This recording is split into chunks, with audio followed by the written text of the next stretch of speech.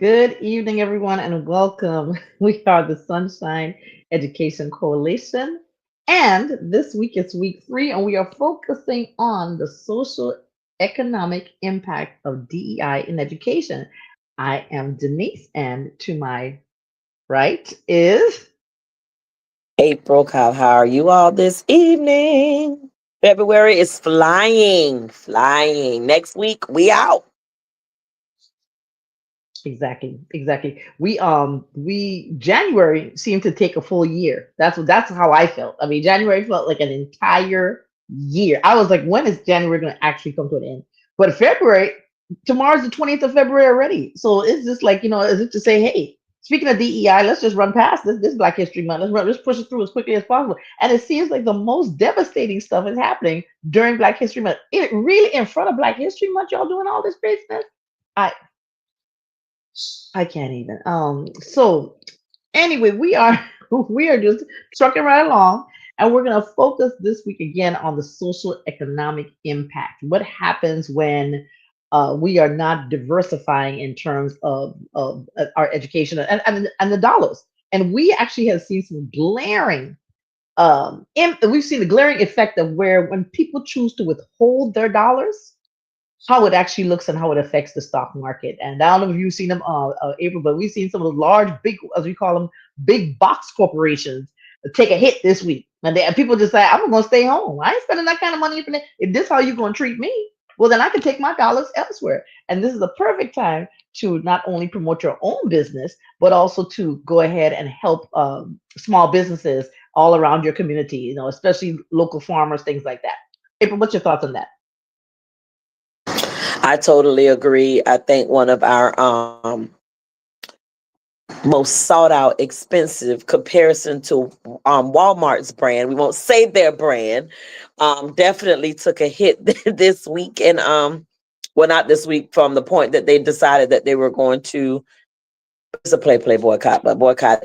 But I'm not a big shopper there anyway. I have to be intentional about something's there versus at another place. So I just know this.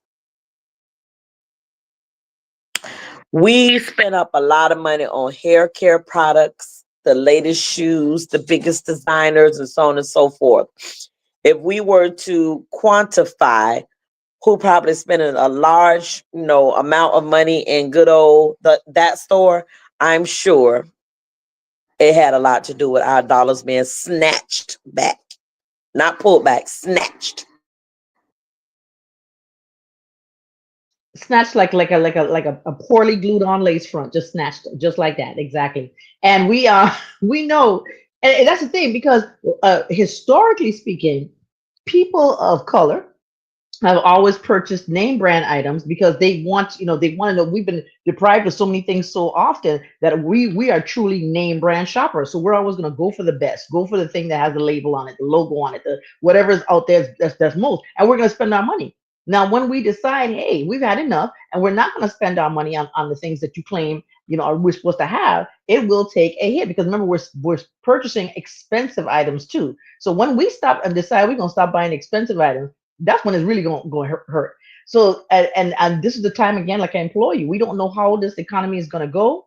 This is the time that you should just say to yourself, I got to cut down on my trips. I'm going to cut down on the flat screen. I already got 16 flat screens in every room. I mean, I don't need another one this year. Okay. You say to yourself, I got it. If you can go through your closet and wear 10 different outfits 5 days a week, you got too much. Just say, this is the time to stop. This is the time. I don't need a new pair of Crocs in every color like I have, but I must stop because I don't need it.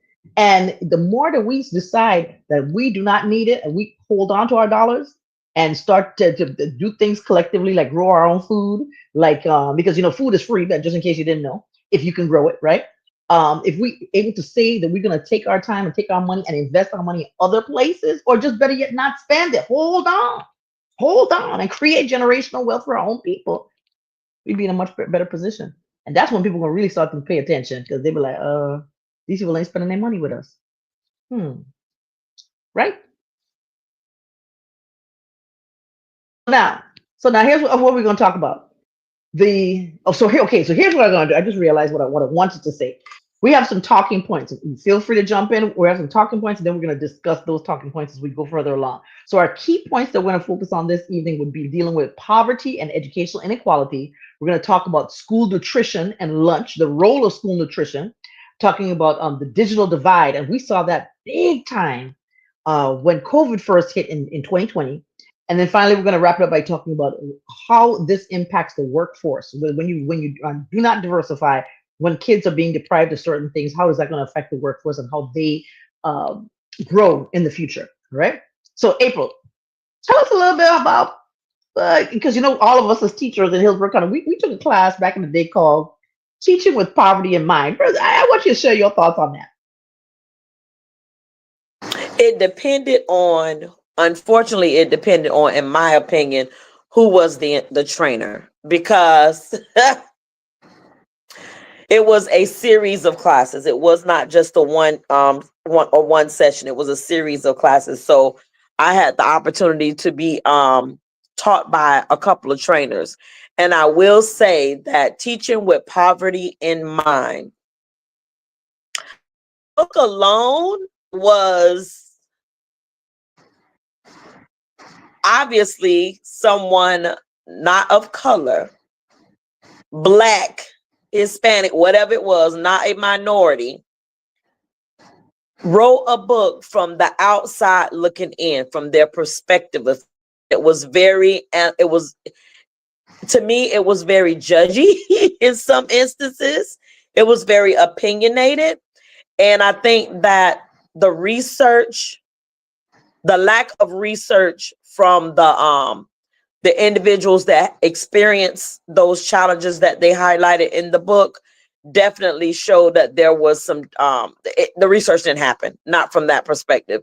It just was a matter of, this is what I like, looking at chimpanzees in a cage, like, hey, this is what I think they're doing, and I think this is why they're responding that way. That's my thoughts, and maybe that's because that's how some of the trainers responded to the text and created a PowerPoint and engaged in some of the conversations. I think we attended one session together.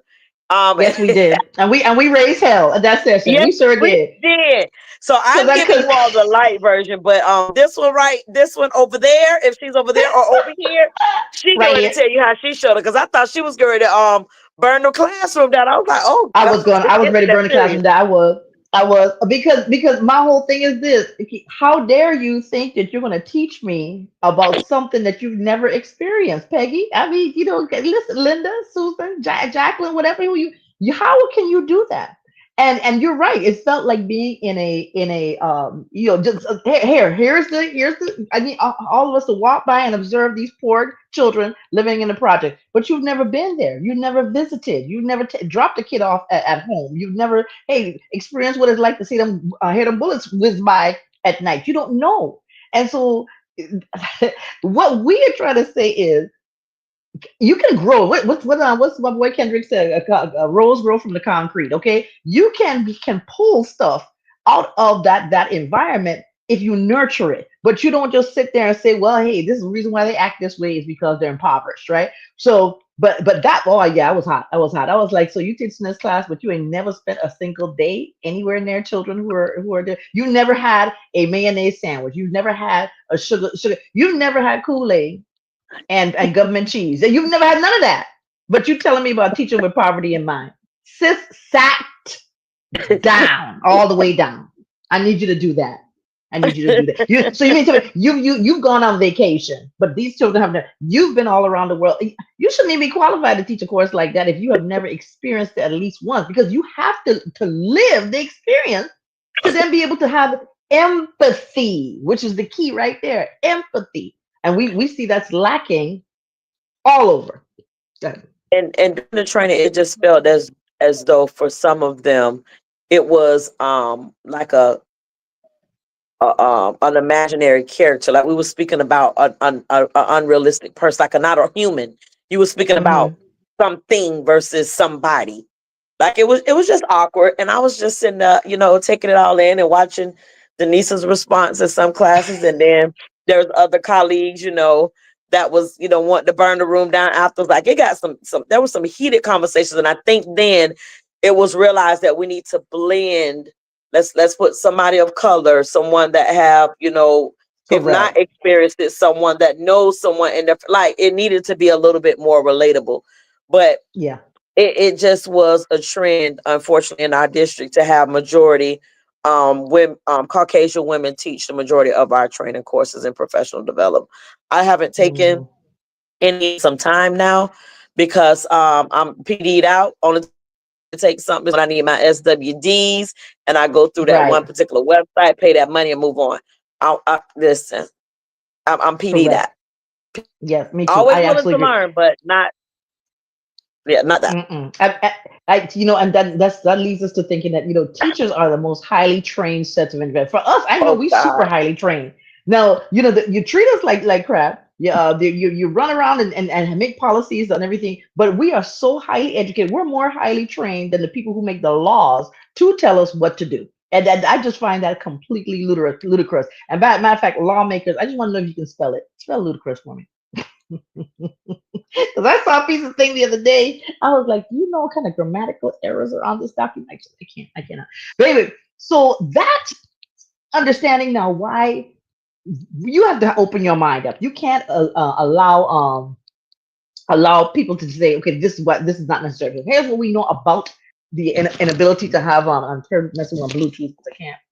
Here's what we have. If there are, how does poverty affect educational outcomes, right? We know that with limited resources, limited food, kids can't think properly, right? It impacts their housing.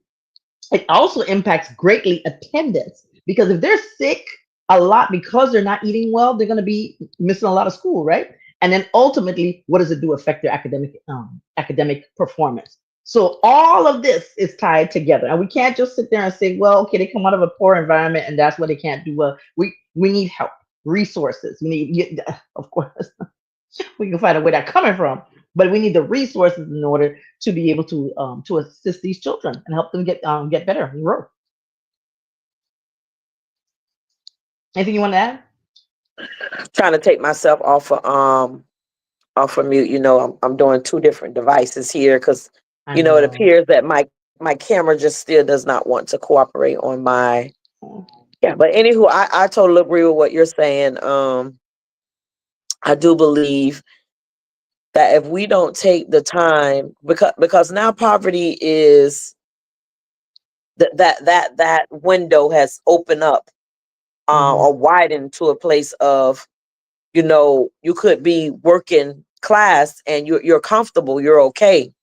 Now, locally, we know for a fact working class is now just completely a part of that working poor population when Hmm. they're kicking out 2 grand a month for rent, 22,000 Yes. and up for rent, Yeah. groceries, gas, necessities, hygiene. You just on average, the average household now for, and that's still going to be in that same situation when it's going to be a single mom, it's running at Yes. least about $3,000-4,000 a month. They don't got it. Hmm. So if we don't do something sooner than later as it relates to revisiting what education is going to look like for our youth, with poverty on the incline, where, like I said, middle class have shifted to just, the working poor. And I just don't know, because we clearly could see that in the schools, the violence is just, it's just getting out of hand. Yeah. And until we try to identify first of all, we can only control what we control at school. Let's start there. Let's start there.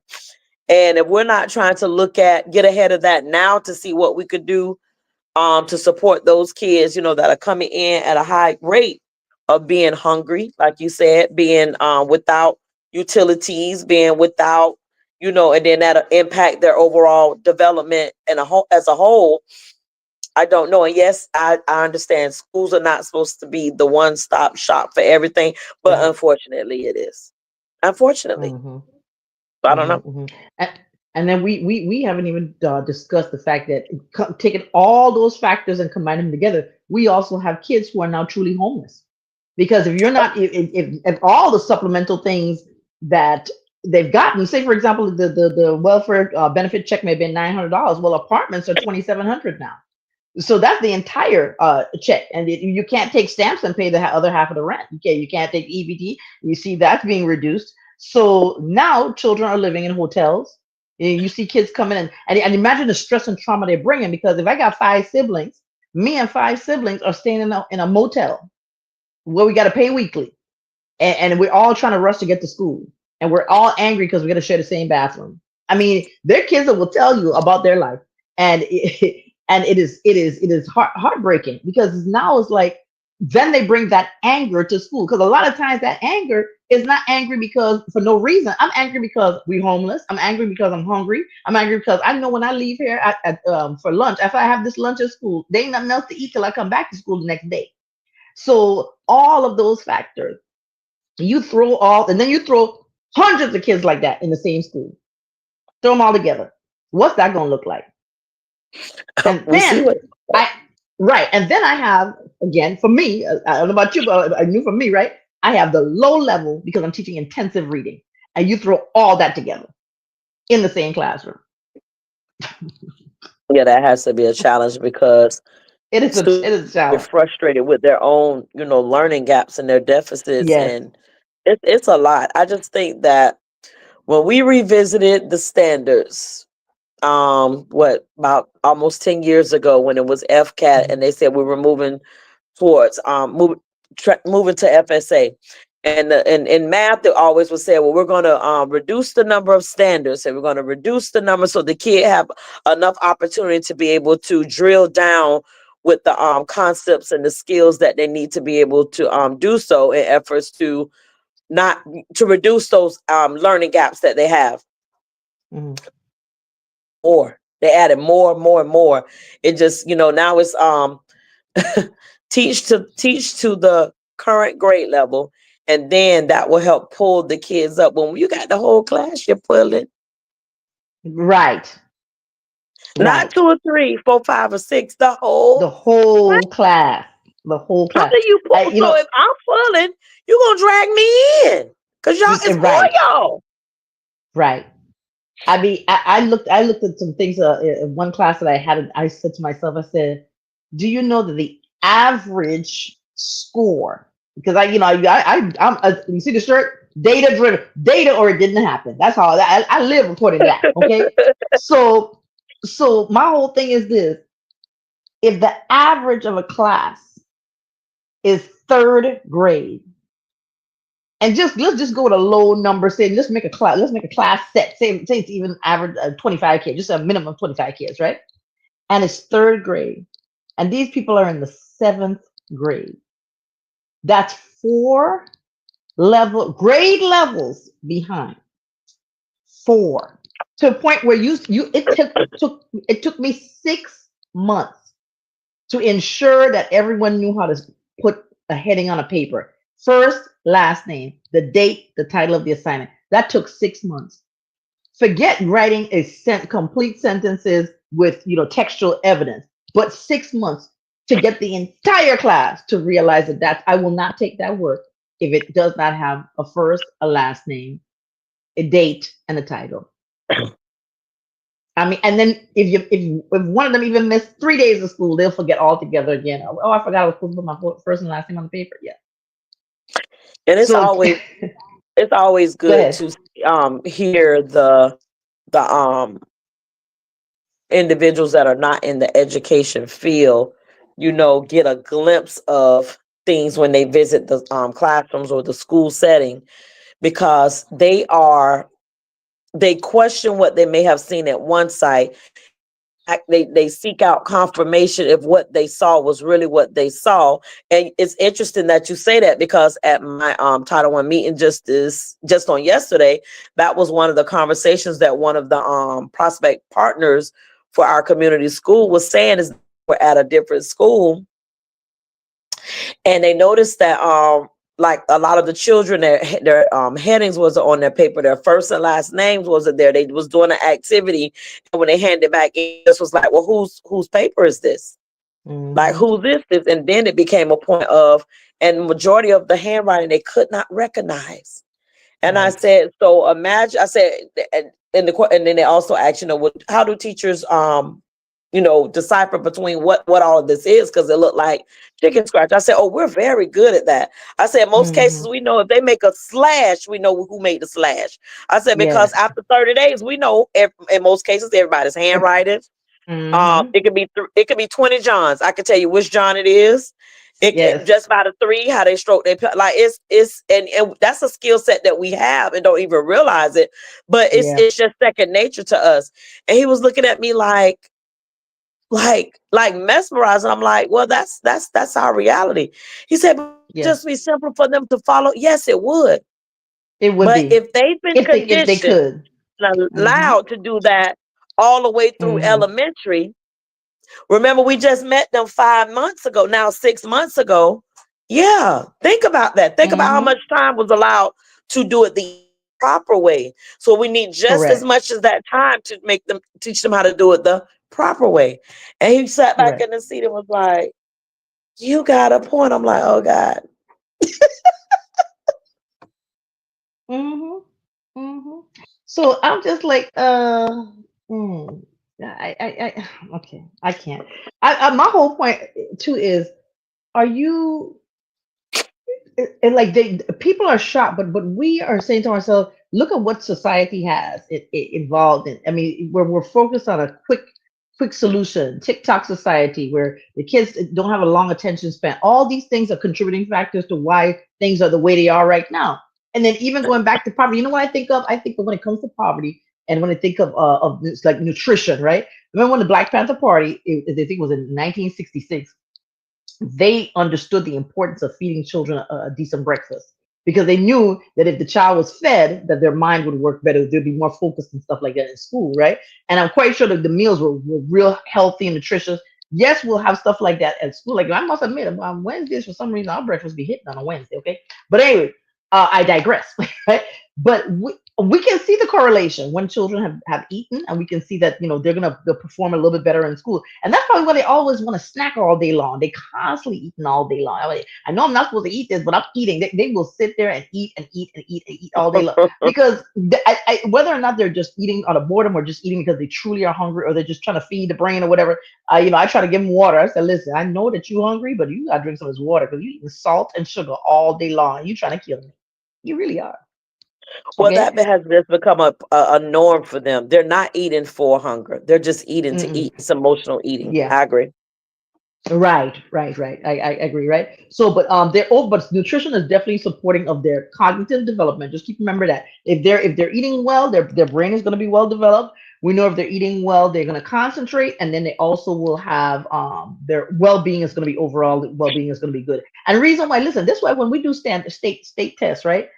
I always have something to eat. When you got to sit for them through 2 3 hour tests, there's always mints on deck. There's always little snack packs on deck, little juice. What is it called? We call them little like fruit packets, thing like that. Little bit of Super. crackers, something. I mean, because we're gonna eat our way through. We're not gonna fall asleep, and we're gonna stay awake. And you got to say, if you don't have it for yourself, try to get somebody who can donate it to your school, because you got to let the kids need to be up when they're taking these tests. I mean, I know it's rigorous, but it helps them. It helps them a whole lot.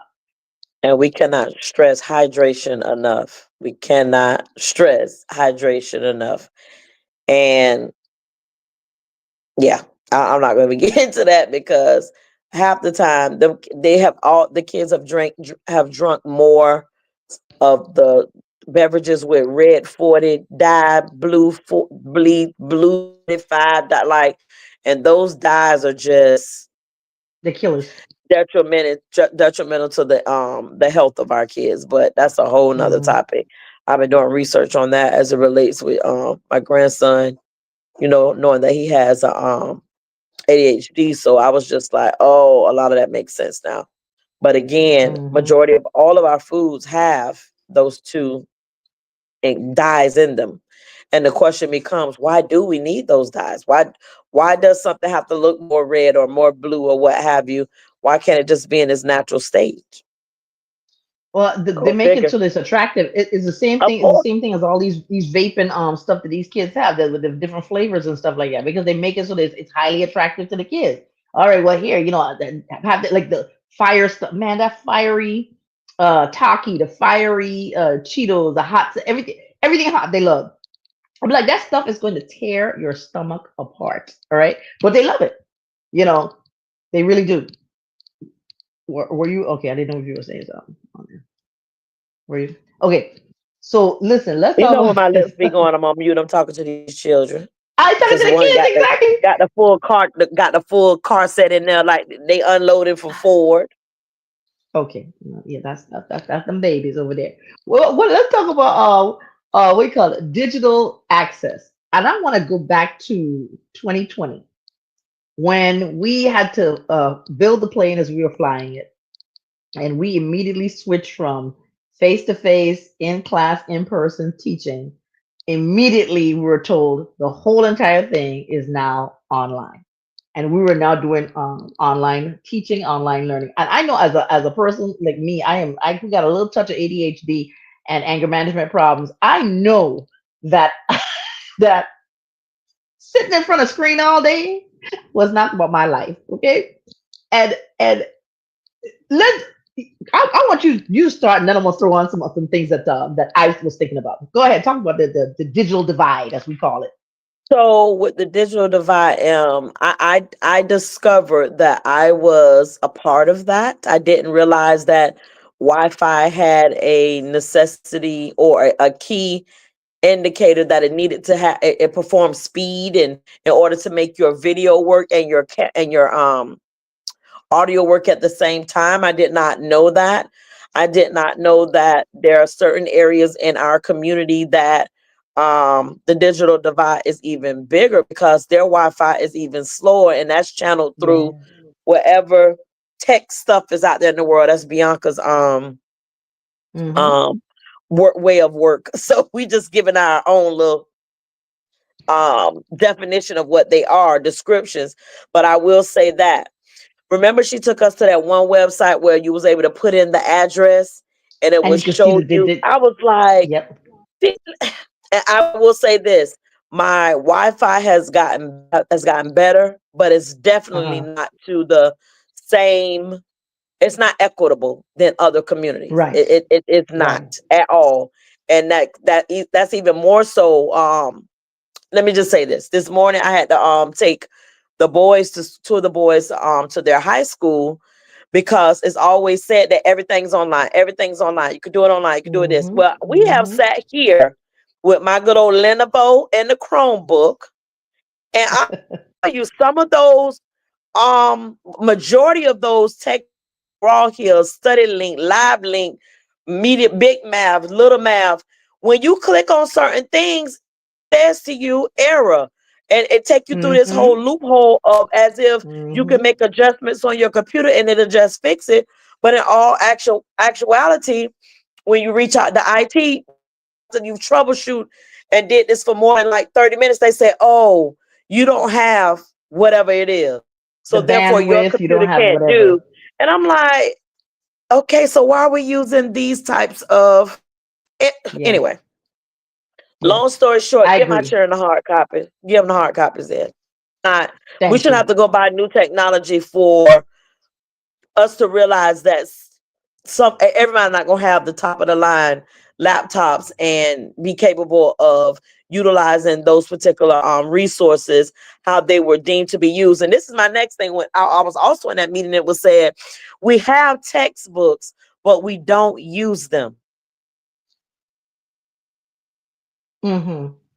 So we waste the And money I, left my, and my, right. my question becomes, so if we have the books and children are saying that they need them, but because we are so accustomed to now doing everything online, which makes, I guess, it easier only on one side of things, you're Hmm. saying you have the books, but you I don't okay. understand. So we'll let the I books don't sit in a understand. box so they become no longer necessary, then they get thrown away in those big okay, I'm gonna be quiet. Because let me tell you, because and you're absolutely right. Because there are kids, and what we learn, especially those of us in intensive reading, we know for a fact some kids they just can't manipulate, they can't handle the computer. They just cannot. That's just not part of their life. The only time they deal with a laptop is at school. The only time they don't have them at home, they have no desktop, nothing. The only thing electronic they have is a phone, and they can do this with the phone and manipulate them with the phone. But when it comes to the laptop, they are pecking, hunting and pecking, looking for the keys. It takes them forever to cut it. I have one who, because they're so averse to doing any kind of work in the classroom, nothing ever works. Once they cut it on, it doesn't work. They don't know how to get on Wi-Fi. They don't. Everything is wrong with their laptop. Each laptop is only assigned to 2 kids or 3 kids at most for all day long, right? But every other kid can work that laptop. When it comes to their number, all of a sudden nothing works. But guess what they learn how to do? They learn to put it on airplane mode so that all of a sudden the internet doesn't work. They know how to make sure that they turn the audio all the way down. So, oh, it doesn't have sound. It doesn't work. Okay. They know how to fix it or rig it in such a way that they don't have to work. Those are the kids. Instead of wasting 20 minutes of your time trying to find a laptop for them or try to figure out what's wrong, give them the book. Clearly, the book is what they need. If they're gonna waste all the now, think about the fact that now you're gonna force them to do a standardized test. This is why they never complete the test. That's why they always have the lowest score because now they're gonna spend the first 40 minutes playing with the what is it the setting, making sure it's bright enough, dark enough, the contrast. They're gonna mess with the size of the letter. They're gonna do all that to get it comfortable enough for them to work it. And now an hour of the test is passed. They only got an hour left. Just I've seen it happen with my own eyes. I've seen it. So we're wasting all this money on all this stuff, but there's some kids who literally need the book. You got to give them the book. You got to. Okay. So so talk about digital divide. We also the map that we looked at. That map showed us who had the strongest bandwidth in the particular area. Like you look at the different zip codes, we were blown away. I was like, no wonder why some. And then I look at the times of the day. Sometimes of the day, if you want some fast Wi-Fi, you better get up at 2 in the morning and watch that movie you want to watch with all the graphics and everything, because that's the only time that thing could be clear. Okay. Then there's other times of the day when everybody at work. Okay, cool. Mine's gonna work because now everybody's at work. But when everybody's home at 7 o'clock, bandwidth all of a sudden it's slow, and now you expect kids to get homework done, but everybody's on by now. Grandma got a tablet, mama got her phone, the laptop have to work, everything, and now it's all slowed down. So yeah. It is look, and one thing about it, all of that funding that was spent on these, I just wanted this is just me thinking. So we know we had correct me if I'm wrong, it was ESSA dollars spent Hmm. for every student to have access or access to a laptop, one right? Hmm. At your school site, have you all gotten all new laptops? We did get them, I think, 2 years in a row. No, Right. no. Okay. Here's the But thing. Go ahead. Go ahead. Go ahead. go What's ahead. your question? Okay, My I was gonna say question that is, we if can't because replace our them. school, we've gotten new, like I know my school and several other schools, we've gotten Hmm. brand new, like everybody got a car, it's every Yes. one in every room. But they were not the laptops. Currently, they're not laptops that we had during COVID. Where are they? Right. Right. Right. Right. So, Yes. like, was there a trade in? Did they get like what happened? Because if they were, in my opinion, if they were purchased with ESSA dollar for the kids, why we didn't give them to the kids? Hmm. Oh, ooh, that's a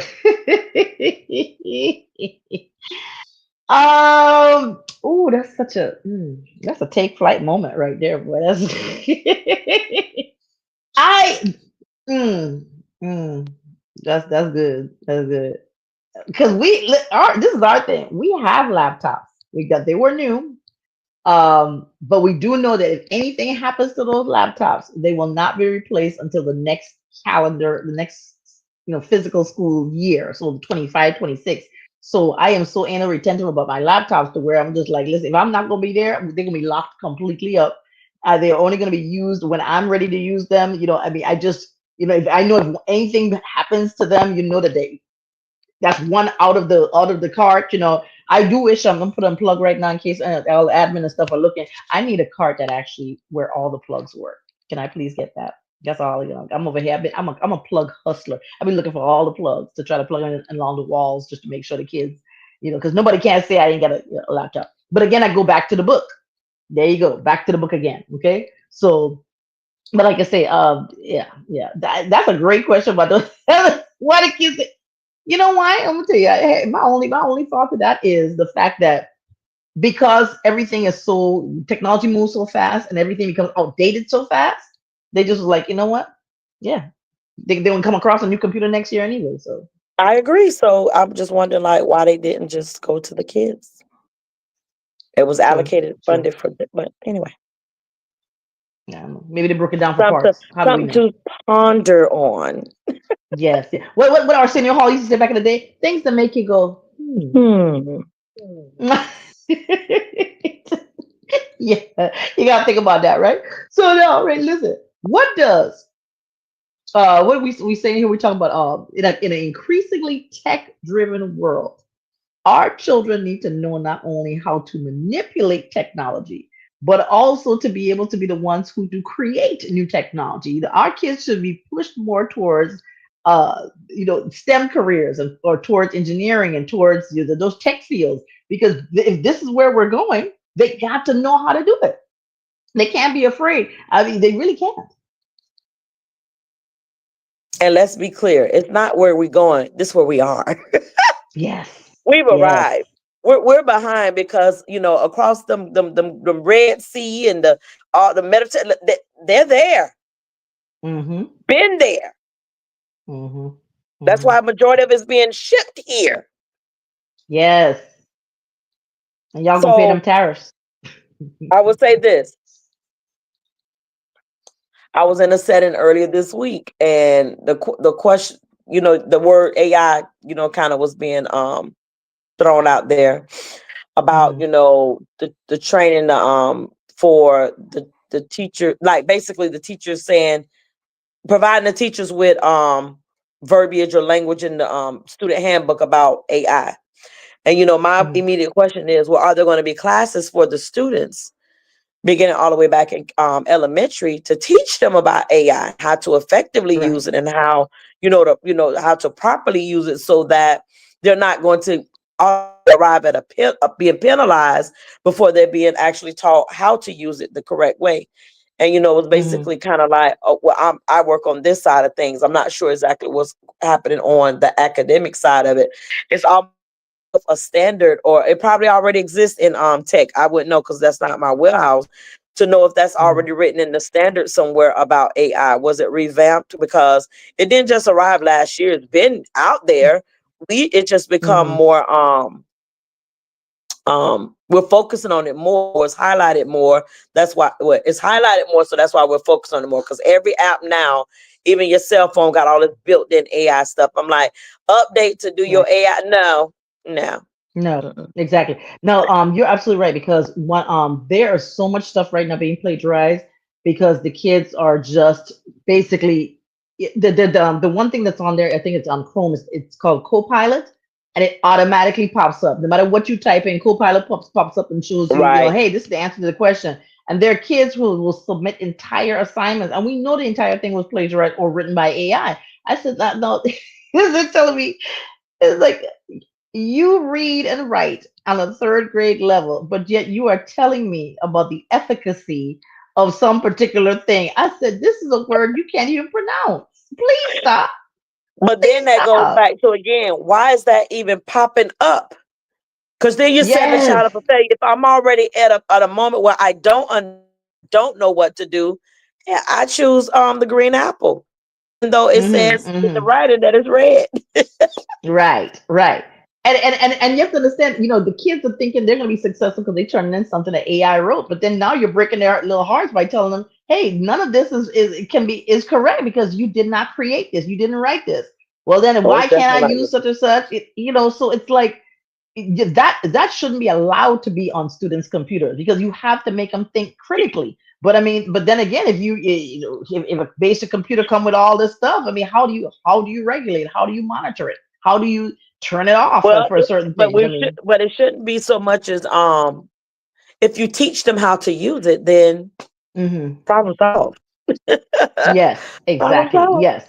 Mhm. Yeah, it's sort of like telling kids to say, Wikipedia is not the source. That is not the source. You should be running the Wiki because it's something that the common public can change. So we're not going to use a source like that. We're going to go and find several reputable sources before we do any particular thing. So just, you're right. Absolutely teaching kids how to look for it. So, and then parents, again, we can't stress enough to you that, you got to look for this stuff too. You got to, if a child comes home with a project and they finish that project in 7 minutes, okay, I'm just trying to. You are absolutely right. Like they I did try to not hold it back become in. that genius all of a sudden. They did not. No, I mean, we want you to cite the sources, and they come back, and the entire project is done And in most seven high minutes. I'm schools don't like, know hey, how to no, do wait, that. They don't know how to do that. no, no, and So it's where do we it's go back at, and where's the accountability at? Because mine struggle with it. I had to go back and remember APA and all that stuff, that MLA. I didn't yes, want to do that when I MLA was in format, college. the format, and now the difference is between putting two spaces between a sentence or versus one space between a sentence. Oh, and then it's all kind of from the end of one sentence to the beginning of the next one. It's Who just came so up with much that now. mess is the question. I Who don't. came up with it? Long as you can read it, doggone it, and it's I, grammatically correct. Who care about the spaces and the font?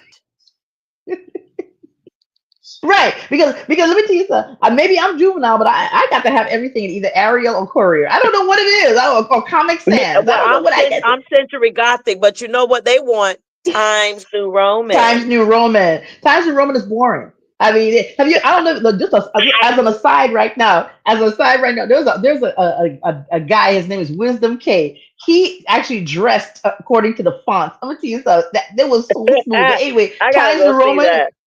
You guys, I'm gonna send it to you. Times New Roman was the most boring outfit he had. Every outfit he picked out, which was with Helvetica and Courier and I all like Helvetica too. impact and graphic and everything like that. It was bad. But when Times New Roman came, I'm like, really? This your outfit for Times New Roman? You should have seen his outfit for Comic Sans. It was so smooth. Okay, so I'm just saying, I can't even. Just allow us to have some creativity, especially since this is the way you want to teach them how to write. They Mhm. know how to do the A like that with a circle and a line down there. So it's just that. And as we get closer to the ending, though, I want to talk about also just one thing. Since we are closing, the wealth gap is closing. It's either you wealthy or you poor, or you just a touch above. Like you're basically 2 to 3 paychecks away. Sometimes, in some cases, one paycheck And away that's from poor literally though, being in Denise, if you poverty. really think about that. That's actually poor because just imagine if that one situation happens in your life. You have a car Yeah. accident, you broke a toe, you broke a foot, a child gets sick, Mm-hmm. a sibling's kid, whatever it may be, that one what they say, Incident. if you don't have almost a half 6 months to a year worth of funding to be able to Yes. take care of all your bills, you you're You're living one in check, poverty. like you said, one paycheck away from all it just going wrong. Yeah, exactly, exactly. And of course, especially if you put your bills on automatic payment, and you wake up and they send you a text message say thank you for your payment. What for what? Right. I did, I'll be like, wait, I wasn't wait, ready for. wait. Let the money go Wait, in the account first. You you already took it. snatch it. You snatching the money out my what? I was supposed to get my hair Right. done. And I could be looking like, oh, I guess I'll think about But that another these time. edges gonna get laid down next week. Then I can't do it this week. I ain't got you this week, Joe.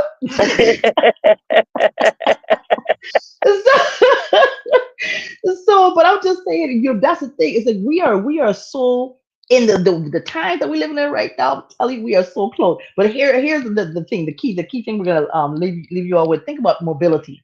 Okay, we know like I know from the Caribbean. For us, we have to actually leave. It's 32 miles is where I grew up on. 32 square miles. You got to leave to go anywhere, right? In the United States, you have the luxury of saying you can drive from state to state. Cool, right? Some states a little stranger than others, but we drive. You have the luxury. But think about the lack of mobility a person can have if they don't have the economics. So lack of education, poverty mindset, being impoverished. Now you don't even have the ability to move. We've encountered kids who lived in Tampa and have never been to Channelside, never been to Brandon. And it blows the mind to say out loud, but it's like you've never been to the aquarium, but you've lived here all 12 years of your life. Never. So again, it does limit you. Go ahead. And that also speaks to, we have those gyms in our very own city, and tax dollars, they get portions of those things in order, whatever it may be. And schools, why are the partnerships not so airtight to where as soon as that aquarium was built, it was as if you must have a partnership with all the schools, or something to where when the kids are coming from the schools, that they're not charged the regular prices unless they're at a transformation or a Title I school. Shouldn't Mm, matter. It mm, shouldn't matter. Our mhm. museums, it shouldn't matter. Because in other states, it doesn't matter. When we was in Right. DC, remember, we was like, when the kids were there, we was like, did they pay to get it? No. No, That we they had don't a pay good for time too. anything. They don't anything, just rolling through. Nothing. Yes.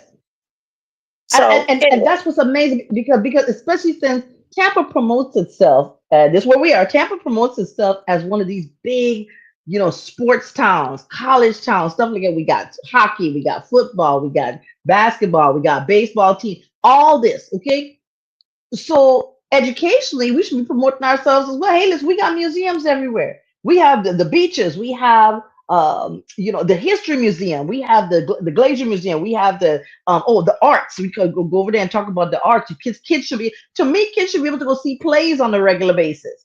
That blows me because there are plays. And when I took Hold on, hold my on. set Let of me girls say this, to see the Denise. plays, go ahead. The only thing that need to change in that language, it should be all kids, because there All are, children. but it is specific schools. Who Yes, got that's the right true. connection and who got the right hookup to be able to get that door open to say, how do we get my group of kids in this space? And we know that You're also right. serves true when it comes to the summer camp. That's all. We experienced that. Yes, we If we did. didn't Yes, we know the did. right person to be able to connect us to the right people, there are certain things we just would Hmm. not have been able to afford if it was not on a within our budget, so to speak. Yes, yes, yes. That But that is hey, true. That is true. And right, exactly. And then just the experiences in terms of letting the kids know who this letting kids know about the city themselves. You can ride the train or the trolley. You can visit the fire departments. Here's the court system, so you see how it works.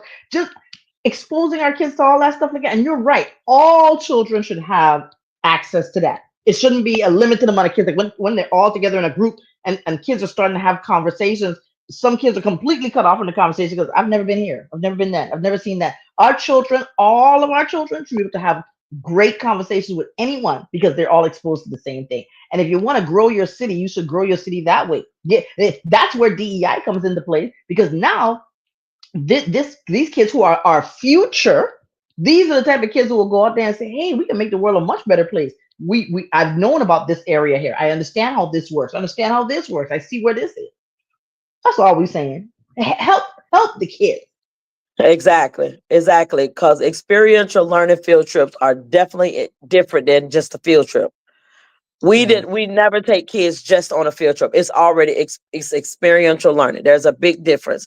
What Hmm. experience are we trying to expose them to that can, number one of several things? Can it add to their lives? Can it add to their community? Can it add to their future lives? Like, it's just not random.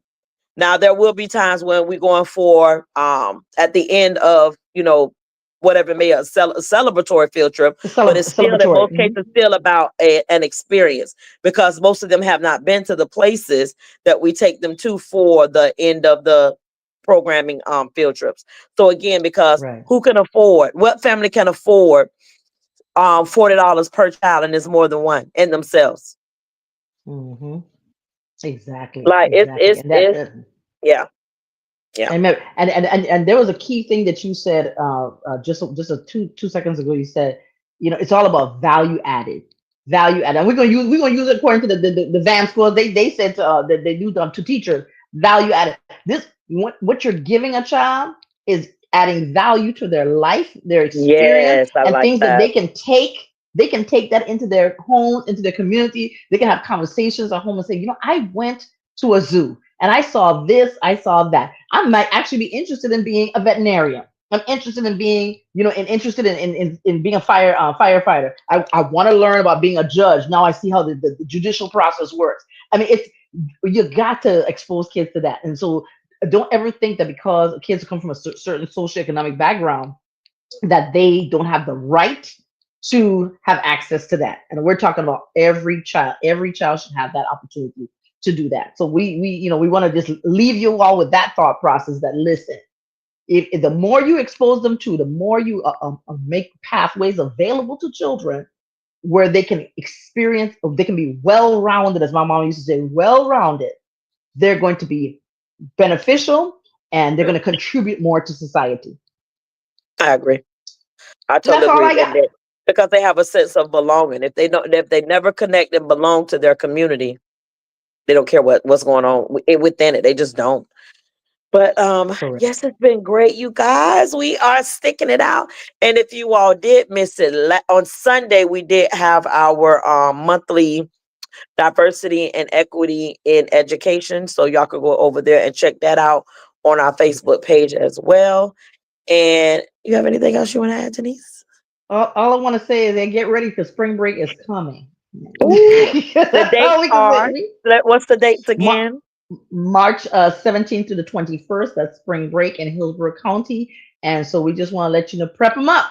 Get ready for that time to be special time with your kids. But also, there's lots of educational learning programs out there so that you are able to keep the kids' brains engaged during that period of time. And feel free to visit us on our website, which I believe scrolled on the page just a little while ago. But it is the Mhm. Sunshine Education coalition.org, and we do have it. We want you to join us, and also go back and look at some of our older videos too. We shared, and there it is on the screen. Share all the information with you. We want you to be engaged and involved in your community, and just engage with us, and let us know the things that you want to talk about, especially things that are happening currently in Tallahassee and currently all around the United States when it comes to education and education policies and practices. Boy, to be a fly on the wall in Tallahassee nowadays. Oh my God. All right, guys, it's been great. It's been real. And don't forget to check us out on next Wednesday for our final topic in this series. And Hmm. go back and watch the others. A lot of times what them kids say, we won't just be yapping. It be good information. And with that Yes. being said, I am April Cobb with the Sunshine Education Coalition. And And I am Denise Thomas Papillon with the Sunshine Education Coalition, and I want you to have a lovely evening. Night. bye.